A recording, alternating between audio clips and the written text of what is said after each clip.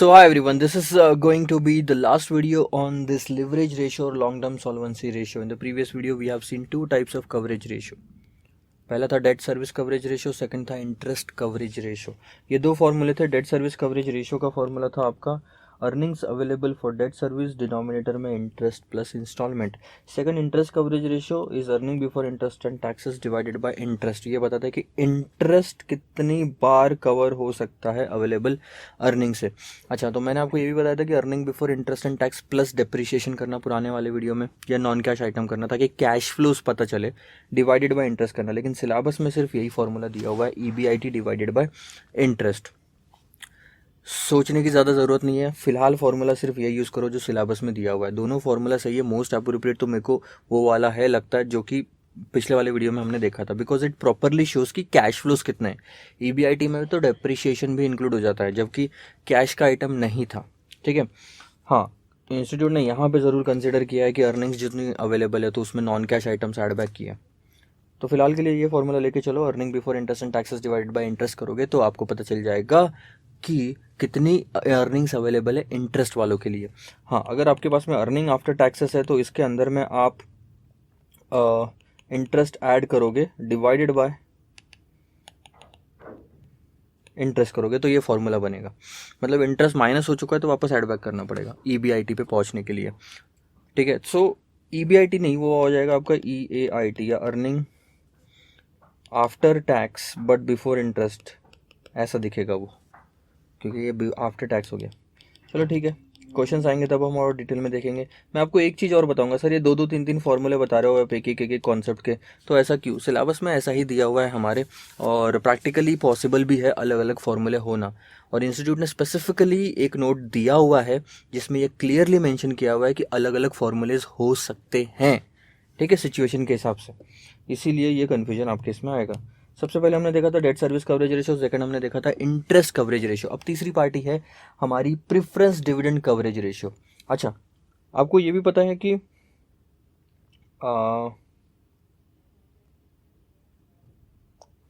आपको ये भी पता है कि हमने पिछले वाले वीडियो में ये वाला प्रॉफिट एंड लॉस अकाउंट देखा था. ठीक है. अब हमको क्या कवर करना है? प्रेफरेंस डिविडेंड कवर करना है. आप अगर ध्यान दोगे तो हमने कितना प्रेफरेंस डिविडेंड पे किया है? 5 लाख रुपए का डिविडेंड पे किया है प्रेफरेंस का. अब आप बताओ कौन सा प्रॉफिट यूज करोगे न्यूमरेटर में? हमको क्या बताना है sir preference dividend coverage ratio से कि हमारे पास में कितना प्रॉफिट अवेलेबल है प्रेफरेंस डिविडेंड को कवर करने के लिए.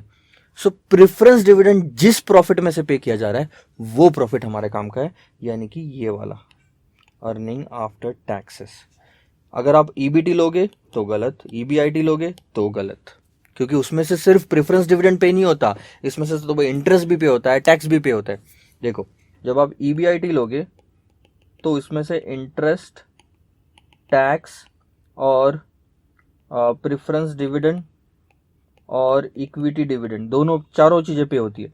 लेकिन अगर आप अर्निंग बिफोर टैक्स लोगे तो इसमें से सिर्फ टैक्स, प्रेफरेंस डिविडेंड और इक्विटी डिविडेंड पे होगा. ठीक है. लेकिन अर्निंग आफ्टर टैक्स लोगे तो इसमें से सिर्फ preference dividend and equity dividend pay होगा. और अगर earning after taxes available for equity लोगे तो उसमें से सिर्फ इक्विटी डिविडेंड पे होगा. सो हमारे लिए प्रेफरेंस डिविडेंड ही पे करना है, that is earning after taxes applicable. तो फॉर्मूला क्या हो जाता है sir? Formula for preference dividend coverage ratio is simple, earning after taxes divided bye preference dividend. So earning after taxes 15, preference dividend 5, यानी कि 3 टाइम्स. बोलने का मतलब क्या है कि हमारे पास इतना प्रॉफिट है, इतना प्रॉफिट है, इतना प्रॉफिट है कि हम 3 बार प्रेफरेंस डिविडेंड पे कर सकते हैं. तो it's good, actually it's good कि आपके पास प्रॉफिट की अवेलेबिलिटी ज़्यादा है, आप आसानी से प्रेफरेंस डिविडेंड को पे कर सकते हो. तो ये हो गया preference dividend coverage ratio. It's similar to interest coverage ratio. Interest में आपने क्या लिया था? ऐसा प्रॉफिट दिया था जिसमें से इंटरेस्ट पे करते हैं, which is EBIT divided by interest. लेकिन प्रेफरेंस डिविडेंड तो आप अर्निंग आफ्टर टैक्सेस में से पे करते हो. तो अर्निंग आफ्टर टैक्सेस ली न्यूमरेटर में. लास्ट पॉइंट आपका जो बचा हुआ है वो है फिक्स चार्जेस कवरेज रेशियो. ये आपको क्या बताता है? फिक्स चार्जेस कवरेज रेशियो आपको ये बताता है कि अगर किसी कारणवश, ठीक है, आपके कैश फ्लोज बंद हो जाते हैं तो आपके पास में कितना प्रॉफिट अवेलेबल है जिससे आप अपने फिक्स्ड एक्सपेंसेस कवर कर सकते हो। क्योंकि कैश फ्लोज अगर बंद हो गए तो आपके पास में एक लिमिटेड अमाउंट ही रहेगा जिससे आप फिक्स्ड एक्सपेंसेस कवर कर पाओगे। सो फिक्स्ड एक्सपेंसेस क्या क्या आते हैं, इसको example low, profit and loss account को। अब इसमें मेरे को बताओ फिक्स्ड एक्सपेंसेस कौन कौन से हैं आपके पास में जो फिक्स है, पे करना ही पड़ेगा। एक तो हो गया इंटरेस्ट, सेल्स हो या नहीं हो इंटरेस्ट पे करना पड़ता है। अब आप बोलोगे सर कॉस्ट, ये कॉस्ट सेल्स पे डिपेंड करती है, सेल्स नहीं है तो ये कॉस्ट भी नहीं है। डेप्रिशिएशन एंड अमोर्टाइजेशन भी फिलहाल नहीं, क्योंकि ये नॉन कैश आइटम है, ये पे थोड़ी करना पड़ता है आपको, भले ही फिक्स है लेकिन पे करना पड़ रहा है क्या किसी को? नहीं, ये तो अकाउंटिंग एंट्री है। इसके बाद टैक्स नहीं, अगर अर्निंग नहीं है तो टैक्स नहीं है। अब आती है बारी प्रेफरेंस डिविडेंड की, ये भी पे करना पड़ता है भले ही अर्निंग हो या नहीं हो, irrespective of the operation, these are the fix cost. अब हमारे वाले जो टेबल है इसमें दो तरह की ही फिक्स कॉस्ट है, एक तो इंटरेस्ट और एक है प्रेफरेंस डिविडेंड। इसके अलावा भी कुछ कुछ फिक्स कॉस्ट होती है, जैसे कि मैं आपको बताता हूँ रेंट। किसी जगह प्रीमाइसेस अगर आपने लेके रखी है रेंट पे, तो वो जो लीज आप पे करते हो, रेंट आप पे करते हो, वो आपको फिक्स है, फिक्स चार्ज है, वो पे करना ही पड़ता है भले आपका बिजनेस चला रहे हो आप या नहीं चला रहे हो। अगर मैंने अपना ऑफिस कहीं रखा है रेंट पे, तो मैं ऑफिस में आके रिकॉर्डिंग करूं नहीं करूं, मेरे को रेंट तो पे करना ही पड़ेगा। आप अगर रह रहे हो हॉस्टल में, आप 4 दिन वो रूम को यूज करो नहीं करो, लेकिन रेंट तो पे करना ही पड़ेगा, फिक्स कॉस्ट है, ये तो पे करना ही पड़ेगा। सो हमारा उद्देश्य क्या है? हमारा उद्देश्य है ऐसी अर्निंग्स का पता लगाना जिसमें से आप फिक्स चार्जेस पे करते हो। आप पता लगाओ कि कितनी बार आपकी अर्निंग्स फिक्स कॉस्ट को कवर कर सकती है, फिक्स कॉस्ट को कवर कर सकती है। तो यहाँ पे डिनोमिनेटर में आप क्या लोगे? डिनोमिनेटर में फिक्स कॉस्ट लोगे। और फिक्स कॉस्ट क्या क्या है? सबसे पहले इंटरेस्ट, ठीक है। दूसरा अगर लीज रेंट रहा तो लीज रेंट, ठीक है। प्लस प्रेफरेंस डिविडेंड भी आपका फिक्स कॉस्ट है। लेकिन अब दिक्कत एक है, प्रेफरेंस डिविडेंड जो आपने पे किया ये आफ्टर टैक्स में से पे किया था, टैक्सेस का पेमेंट होने के बाद, ये रहा टैक्सेस का पेमेंट, इसके बाद में आपने प्रेफरेंस डिविडेंड लिया। और इंटरेस्ट या लीज रेंट ये बिफोर टैक्स फिगर है। अगर ये बिफोर टैक्स है, ये बिफोर टैक्स है, तो ये भी बिफोर टैक्स होना बनता है, क्योंकि बेसिस सेम होना, और ऊपर में प्रॉफिट भी क्योंकि बिफोर टैक्स होगा। सो इसको बिफोर टैक्स कन्वर्ट करने के लिए आप टैक्स में से माइनस कर दो, मतलब डिवाइड बाय 1 माइनस टैक्स कर दो। सो जैसे मान लो 100 रुपये कमाया, 30% के हिसाब से 30 रुपये टैक्स भरा और 70 रुपये प्रॉफिट आया। तो मैं क्या बोल रहा हूँ, अगर ये आफ्टर टैक्स है 70, इसको बिफोर टैक्स में कन्वर्ट करना है, सो 1 माइनस 0.30 से डिवाइड कर दो, यानी 70 को 0.70 से डिवाइड करोगे तो 100 आ जाएगा वापस, ठीक है। अब न्यूमरेटर में क्या लेना है? न्यूमरेटर में आपको अर्निंग्स लेनी है। अर्निंग्स आप लोगे यहाँ पे earning before interest and tax plus non cash item अगर कुछ होंगे तो वो ऐड बैक कर लो। अच्छा, प्रॉपर फॉर्मूला आपको देखना है, ये देखो, fix coverage ratio is nothing but earning before taxes interest and taxes, ये लिया था, प्लस डेप्रीशिएशन। क्यों डेप्रीशिएशन ऐड बैक किया? क्योंकि नॉन कैश आइटम है। इसके अलावा भी अगर कुछ नॉन कैश आइटम रहा तो भी यहाँ पे ऐड हो जाएगा। किसी भी फॉर्मूले को रिजिड मत बनाओ, याद मत करो, कॉन्सेप्ट समझो कि डेप्रीशिएशन क्यों ऐड बैक किया, क्योंकि नॉन कैश आइटम था। इसके अलावा भी आपको अगर कोई क्वेश्चन आया जिसके अंदर नॉन कैश आइटम है तो वो भी ऐड बैक हो जाएगा। और डिनोमिनेटर में देखो इंटरेस्ट, ये तो बिफोर टैक्स होता है। दूसरा रीपेमेंट ऑफ लोन। अब रीपेमेंट ऑफ लोन एक चीज हो गई, आपको फॉर्मूला ऐसा दिया हुआ है, आप अगर गूगल में सर्च करोगे तो प्रॉपर और फॉर्मूले के वेरिएशंस पता चलेंगे। सो इसके अंदर में आप लीज रेंट भी ऐड कर सकते हो, प्लस आप preference dividend divide by 1 minus tax rate भी ऐड कर सकते हो। यानी वो सारे फिक्स्ड एक्सपेंसेस आप ऐड कर सकते हो जो कि इर्रिस्पेक्टिव ऑफ सेल्स है, मतलब सेल्स हो नहीं हो फिक्स कॉस्ट तो बियर करनी है। आपको ये वाला रेशियो बताता है, this ratio shows how many times the cash flows before interest and taxes cover करते हैं सारे fixed financing charges. The ideal ratio is greater than 1। वो तो ऑब्वियस सी बात है, हर जगह ग्रेटर देन 1 होना ही जरूरी है कि कितना आपके पास earning before interest and taxes कितनी बार आपका कवर कर सकता है फिक्स कॉस्ट को। तो फॉर्मूले में रिजिडिटी मत रखना कि interest plus repayment of loan divide by 1 minus tax ही होता है। It can be interest plus lease rent plus preference dividend divide by 1 minus tax also. So normal case में आपको 3 चीज़ें रहेगी, इंटरेस्ट, लीज रेंट और प्रेफरेंस डिविडेंड रहा तो। ये रहा आपका फॉर्मूला। अब हर केस में आपने क्या किया, ये 4 फॉर्मूले आपने देखे हैं अभी तक कवरेज रेशियो में।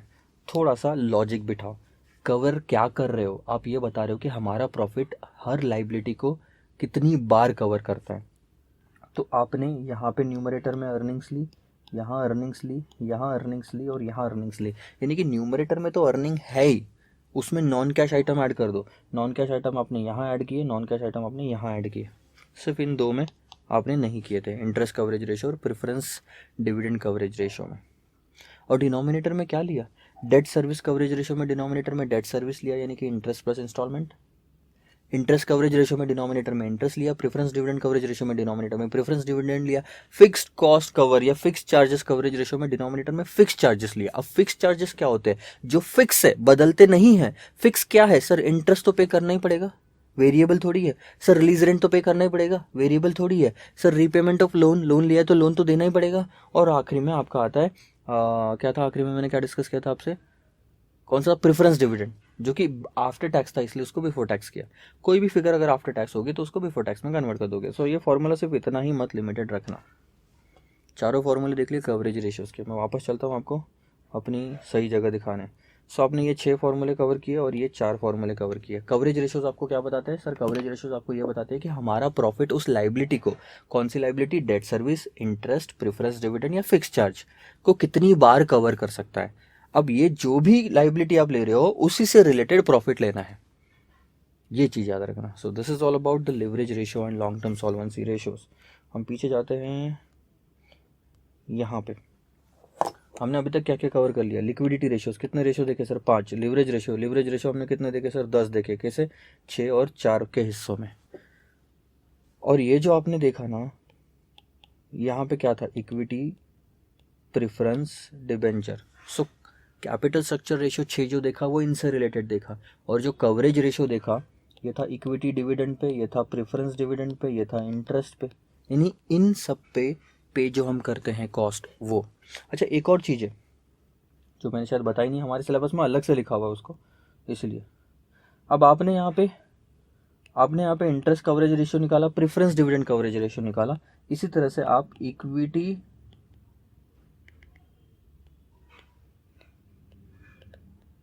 डिविडेंड कवरेज रेशियो भी निकाल सकते हो, कौन रोकेगा, निकालने को तो निकाल सकते हो। एक और फॉर्मूला ऐड कर लो, इक्विटी डिविडेंड किस में से पे होता है।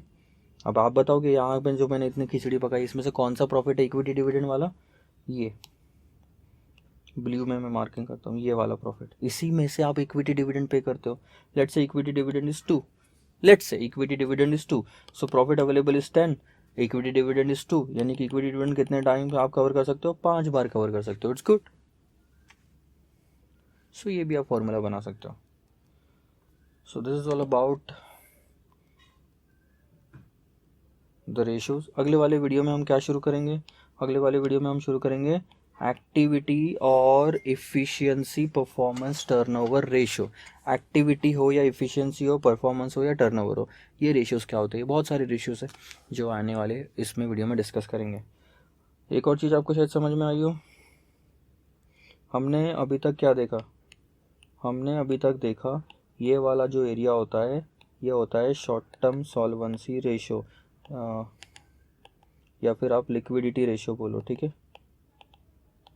और ये वाला पार्ट क्या होता है, लॉन्ग टर्म सॉल्वेंसी रेशियो, या फिर आप उसको बोलो लेवरेज रेशियोज,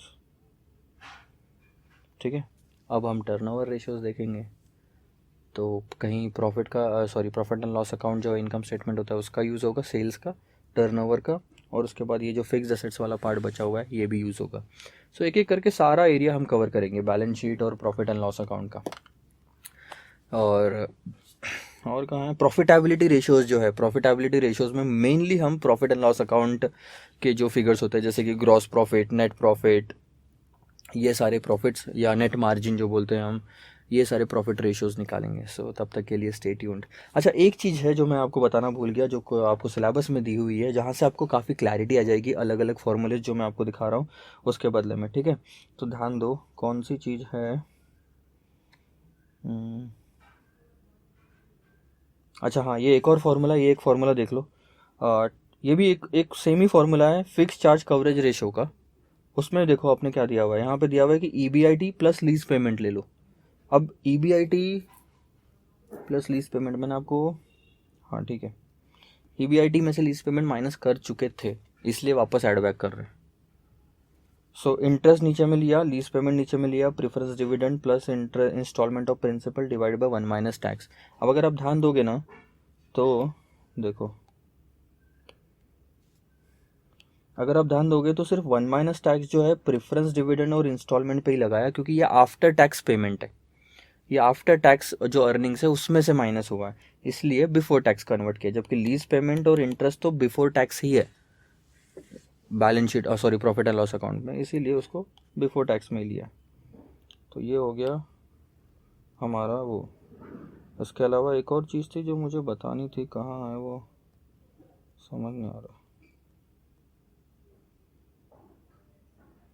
हाँ ये चीज़ ध्यान से पढ़ो अभी, ठीक है, ये चीज़ मैं आपको समझा रहा हूँ। नोट्स क्या दिए हुए आपको, इंस्टीट्यूट के सिलेबस में कुछ नोट दिए हुए हैं और ये काफ़ी अच्छे हैं। लास्ट वाली चीज़ आपको बहुत अच्छी लगेगी, सेकंड लास्ट, सॉरी। अच्छा एक चीज़ देखो, ये तो कंफर्म है कि ये चीज़ मान के चलना, earning before interest and tax, earning before interest and tax और profit before interest and tax एक ही चीज़ है। Earning after tax, profit after tax भी एक ही चीज़ है, अर्निंग बिफोर टैक्स और प्रॉफिट बिफोर टैक्स भी एक ही चीज़ है। क्लैरिटी दी है।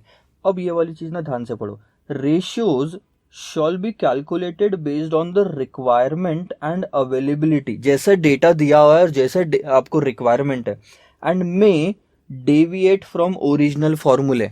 देख रहे हैं आपको यहाँ पे क्या लिखा है, it may deviate from original फॉर्मूले। सो कोई भी एक फॉर्मूला लेके मत चलना और ये मत बोलना कि कहीं और आपने फॉर्मूला देखा तो वो गलत होगा या मैंने जो बताया वो गलत होगा, दोनों फॉर्मूले सही हो सकते हैं। Numerator should be taken in correspondence with the denominator and vice versa. इसका मतलब क्या है, अगर डिनोमिनेटर में आप प्रेफरेंस डिविडेंड ले रहे हो तो न्यूमरेटर में ऐसा प्रॉफिट लो जो प्रेफरेंस डिविडेंड के लिए अप्लीकेबल है। डिनोमिनेटर में अगर आप इंटरेस्ट ले रहे हो तो ऐसा प्रॉफिट लो न्यूमरेटर में जो इंटरेस्ट के लिए अप्लीकेबल है। आई बात समझ में? हो सकता है उसमें कुछ चीज़ें ऐड और लेस भी करना पड़े, थोड़ा सा कन्फ्यूजन बढ़ेगा, लेकिन आप धीरे धीरे बस एक दिमाग में कॉन्सेप्ट समझ लो अभी। तो जब आप प्रैक्टिस करोगे क्वेश्चंस की, जब हम प्रैक्टिस करेंगे ना तब और ज़्यादा क्लैरिटी आएगी। सो हाँ सर मुझे तो अब इतने सारे फॉर्मूले हो गए, याद ही नहीं हो रहा सर, क्या करूँ? अभी से इतनी चिंता करने की ज़रूरत नहीं है, सर के ऊपर से भी चला गया, बिंदास रहो, एक बार सारा चैप्टर पूरा ख़त्म हो जाने दो, फिर हम देखेंगे। अब क्यों एक साथ रेशियोज़ को हम कवर कर रहे हैं, क्योंकि आपको जब प्रॉब्लम आएगा ना उसमें बहुत सारे रेशियोज कहीं ना कहीं यूज़ करने पड़ेंगे। लाइक 50 में से कोई भी रैंडमली रेशियोज उठा के आपको क्वेश्चंस पूछे हुए हैं। सो ऐसा नहीं है पॉसिबल कि हाँ मैं 4 रेशियोज बता दूँ उस पर क्वेश्चंस ले लूँ, फिर 4 रेशियोज बता दूँ उस पर क्वेश्चंस ले लूँ, that doesn't make any sense, क्योंकि ऐसे क्वेश्चंस है ही नहीं आपको डायरेक्टली दिए हुए हैं। सो एक एक एक एक करके बस कॉन्सेप्ट समझो कि कवरेज रेशियोज क्या होता है, वो प्रॉफिट बताता है कि हमारा लाइबिलिटी कितना कवर कर रहा है, दैट्स इट। फिलहाल के लिए इतना ही, अगली वीडियो में मिलते हैं next type of coverage, sorry next type of ratios के लिए। Bye bye.